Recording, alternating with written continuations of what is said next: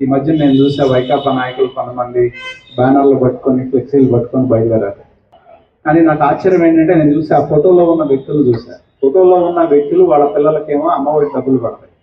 పాపం ఒక అమాయకురాలైన school dress వేసుకున్న పిల్లల్ని తీసుకెళ్లి ఆ పక్కన పట్టుకొని చంద్రబాబు గారు మోసం చేశారన్న బ్యానర్ పట్టుకున్నారు. పాపం ఆ పిల్లకి తెలియదు. కానీ ఆ పిల్లకి అదే స్కూల్లో 13,000 రూపాయల అమ్మఒడి కింద డబ్బులు పడింది.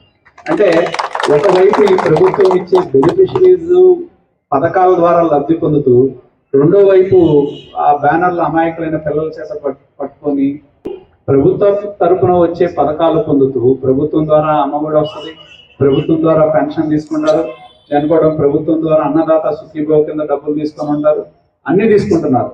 రెండో వైపు మళ్ళీ వచ్చి రోడ్డుకి బ్యానర్లు పట్టుకుంటున్నారు.